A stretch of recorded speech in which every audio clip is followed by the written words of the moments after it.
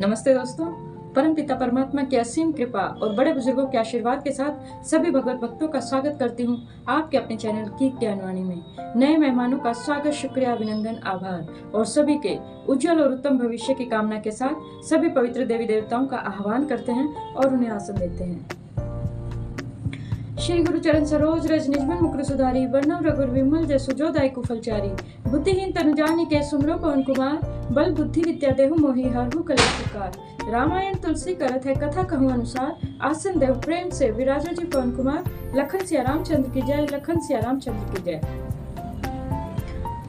रामचरितमानस लंका कांड चल रहा है और रावण और अंगद में बातचीत हो रही है और एक दूसरे को उनकी असलियत बता रहे हैं कि वो एक दूसरे को कैसे जानते हैं और कितना जानते हैं। तव सोनित की प्यास त्रिषित राम सायक निकर, तजऊ तो ही तेहि त्रास कटु जलपक निशिचर अधम। श्री रामचंद्र जी के बाण समूह तेरे रक्त की प्यास से प्यासे हैं, वे प्यासे ही रह जाएंगे इस डर से। अरे कड़वी बकवास करने वाले नीच राक्षस, मैं तुझे छोड़ता हूँ। मैं तव दसन तोरे बे लायक, आयसु मोहिन दीन रघुनायक। असि रिस होती दसों मुख तोरा, लंका गही समुद्र मह बोरा। मैं तेरे दांत तोड़ने में समर्थ हूँ, पर क्या करूँ? श्री रघुनाथ जी ने मुझे आज्ञा नहीं दी। ऐसा क्रोध आता है कि तेरे दसों मुंह तोड़ डालूं और तेरी लंका को पकड़कर समुद्रों में डुबो दूं।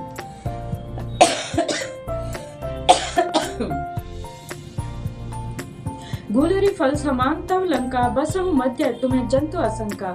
मैं वानर फल खाद न बारा, आयसु दीन न राम उदारा। तेरी लंका गुलर के फल के समान है, तुम सब कीड़े उसके भीतर अज्ञानवश निडर होकर बस रहे हो। मैं बंदर हूँ, मुझे इस फल को खाते क्या देर थी, पर कृपालु श्री रामचंद्र जी वैसी आज्ञा नहीं देते। जुगती सुनत रावण मुस्काई, मूढ़ सिखई कह बहुत जुठाई। बाली ने कबहु गाल अस मारा, मिली तपसिन ते भय से लबारा। अंगद की युक्ति सुनकर रावण मुस्कुराया और बोला, अरे मूर्ख, बहुत झूठ बोलता है, इतना कहाँ से सीखा? बाली ने तो कभी ऐसा गाल नहीं मारा। जान पड़ता है तू तपस्याओं से मिलकर और लबार हो गया है। साचे हूँ मैं लबार भुज बिहा, जो ने उपारूं तव दस जीहा। समझी राम प्रताप कपि कोपा, सभा माजपन करि पद रोपा। अंगद ने कहा, अरे 20 भुजा वाले, यदि तेरी 10 जीभें मैंने नहीं उखाड़ी तो सचमुच मैं लबार ही हूँ। श्री रामचंद्र जी के प्रताप को समझकर और स्मरण करके अंगद क्रोधित हो उठे और उन्होंने रावण की सभा में प्रण करके दृढ़ता के साथ पैर को जमा लिया, पैर को रोक दिया। जो मम चरण सक्सी सठ टारी, फिरई रामू सीता मैं हारी। सुनऊ सुभट सब कह 10 सीसा, पद गही धरनी पछारहु कीसा। और कहा, अरे मूर्ख, यदि तू मेरा चरण हटा सके तो श्री रामचंद्र जी लौट जाएंगे और सीता जी को हार जाएंगे। रावण ने कहा, हे सब वीरों सुनो, पैर पकड़कर बंदर को पृथ्वी पर से पछाड़ दो।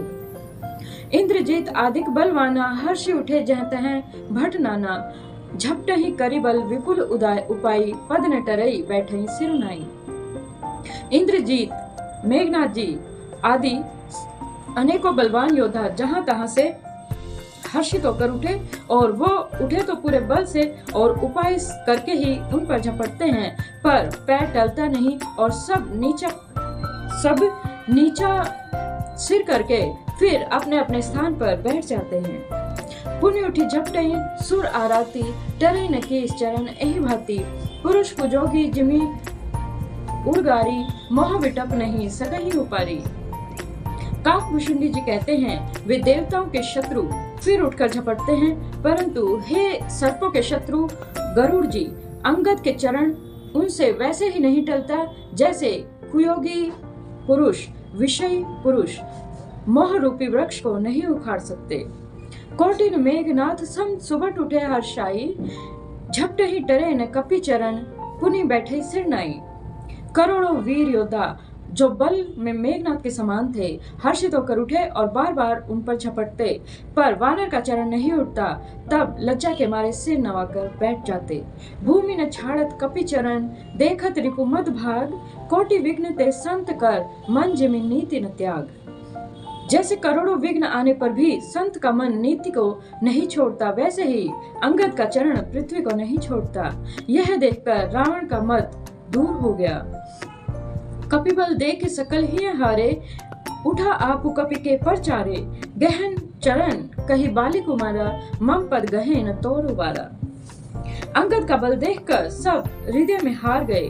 तब अंगद के ललकारने पर रावण स्वयं उठा और जब वह अंगद के चरण पकड़ने लगा, तब बाली कुमार अंगद ने, मेरा चरण पकड़ने से तेरा बचाव नहीं होगा।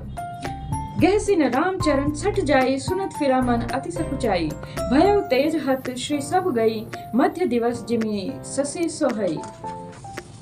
अरे मूर्ख, तू जाकर श्री राम जी के चरण क्यों नहीं पकड़ता? यह सुनकर वह मन में बहुत ही सकुचा कर लौट गया। उसकी सारी श्री जाती रही। वह ऐसा तेजहीन हो गया जैसे मध्याह्न में चंद्रमा दिखाई देता है। सिंहासन बैठे सिर नाई, मानहु संपत्ति सकल गवाई, जगत तमा प्राणपति रामा, तासु विमुख किमि लह विश्रामा। वह सिर नीचा करके सिंहासन पर जा बैठा, मानो सारी संपत्ति गंवा कर बैठा हो। श्री रामचंद्र जी जगत भर के आत्मा और प्राणों के स्वामी हैं, उनसे विमुख रहने वाला शांति कैसे पा सकता है? उमा राम की भ्रकटी विलासा, होई विश्व पुनि पावई नासा, तृण के कुलिस कुलिस तृण करई, तासु दूतपन कहूँ किमि टरई। शिव जी कहते हैं, हे उमा, जिन श्री रामचंद्र जी की भ्रू विलास अर्थात भौं के इशारे से विश्व उत्पन्न होता है और फिर नाश को प्राप्त होता है, जो तृण को वज्र और वज्र को तृण बना देते हैं, अत्यंत निर्बल को महान प्रबल और महान प्रबल को अत्यंत ही निर्बल कर देते हैं, उनके दूत का प्रण कहो कैसे टाल सकता है? पुनि कपि कहीं नीति विधि नाना, मान न ताहि कालु नियराना, रिपु मद मथि प्रभु सुजसु सुनायो, यह कही चलो बाली नृप जायो। फिर अंगद ने अनेकों प्रकार से नीति कही, पर रावण नहीं माना, क्योंकि उसका काल निकट आ गया था। शत्रु के गर्व को चूर करके अंगद ने उनको प्रभु श्री रामचंद्र जी का सुयश सुनाया और फिर वह राजा बाली का पुत्र यह कहकर चल दिया। हाथों ने खेत खेलाई खेलाई, तो ही अब ही का करो बड़ाई, प्रथमी तासु तने कपि मारा, सो सुनी रावण भयउ दुखारा। रणभूमि में तुझे खिला खिला कर ना मारूं, तो तब तक पहले से मैं क्या बड़ाई करूं? अंगद ने पहले से ही सभा में आने से पूर्व ही उसके पुत्र को मार डाला था। वह संवाद सुनकर रावण दुखी हो गया। जातुधान अंगद पन देखी, भय व्याकुल सब भय विशेषी। अंगद का प्रण देखकर और उनको सफल हुआ देखकर सब राक्षस भय से अत्यंत ही व्याकुल हो उठे। रिपु बलधर से हर्ष कपि, बाली तने बल पुंज, पुलक शरीर नयन जल, कहे राम पद कंज। रावण के बल का मर्दन करके और बल की राशि बाली पुत्र अंगद जी ने हर्षित होकर श्री रामचंद्र जी के चरण कमल पकड़ लिए। उनका शरीर पुलकित है और नेत्रों में आनंद के आंसुओं का जल भरा हुआ है।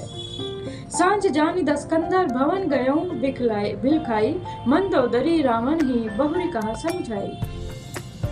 संध्या हो गई जानकर दशग्रीव विलकता हुआ उदास होकर महल में आ गया। मंदोदरी ने रावण को समझाकर फिर से कहा, कंत समझ मन तजु कुमति ही, सोहन समर तुम्हें रघुपति ही। रामानुज लघु रेख खचाई, सो नहीं नागेऊ असी मनुसाई। हे कांत, मन में समझकर विचार करके कुबुद्धि को छोड़ दो। आपसे और श्री रघुनाथ जी से युद्ध, आपका श्री रघुनाथ जी से युद्ध शोभा नहीं देता। उनके छोटे भाई ने जरा सी रेखा खींच दी थी, उसे भी आप नहीं लांघ सके, ऐसा तो आपका पुरुषत्व है। पीर तुम्हें ताहिति जब संग्रामा, जाके दूत केर यह कामा। कौतुक सिंधी नागी तव लंका, आयव कपि केहरी असंका।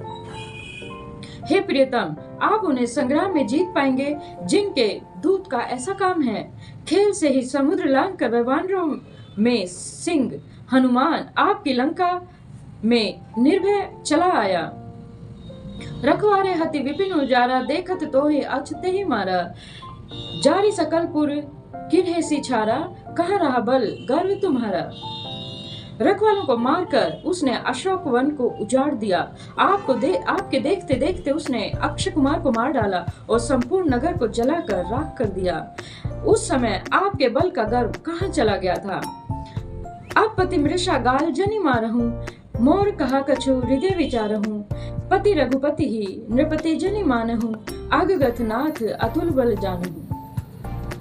अब हे स्वामी, व्यर्थ का गाल न मारिए, अर्थात डींग न हाकिए। मेरे कहने पर हृदय में कुछ विचार कीजिए। हे पति देव, आप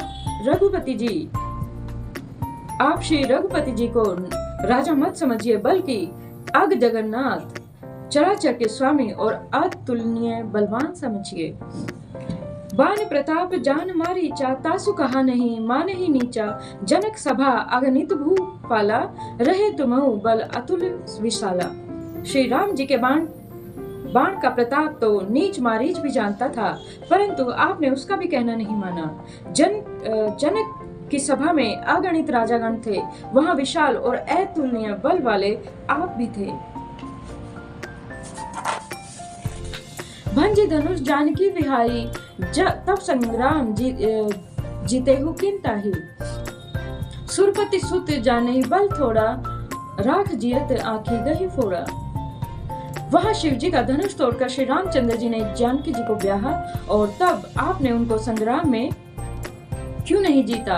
इंद्र पुत्र जयंत उनके बल को कुछ कुछ जानता है। श्री रामचंद्र जी ने पकड़कर केवल उसकी एक आंखें फोड़ दी और उसे जीवित ही छोड़ दिया। शूर्पणखा के गति तुम देखी, तदपि हृदय नहीं लाज विशेषी। शूर्पणखा की दशा तो आपने देख ही ली है, तो भी आपके हृदय में उनसे लड़ने की बात सोचते समय कुछ भी विशेष लज्जा नहीं आती। बदी विराध खर दूषण ही, लीला हत्यो का बंद। बाली एक सर मारियो, ते ही जानहु 10 कंद। जिन्होंने विराध और खरदूषण को मारकर लीला से ही कबंध को भी मार डाला, और जिन्होंने बाली को एक ही बाण से मार दिया, हे दशकंद, आप उन्हें उनके महत्व को समझिए। जेहि जलनाथ बंधायउ हेला, उतरे प्रभु जल सहित सुबेला। कारुणिक दिनकर कुल केतु, दूत पठायउ हित तव हित हेतु। जिन्होंने खेल ही से समुद्र को बांध लिया, और जो प्रभु सेना सहित सुबेर पर्वत पर उतर पड़े, उन सूर्य कुल के ध्वजा स्वरूप कीर्ति को बढ़ाने वाले करुणा में भगवान ने आप ही के हित के लिए दूत को भेजा है। सभा माज जेहि तव बल मथा, करी बरूथ महु मृगपति जथा।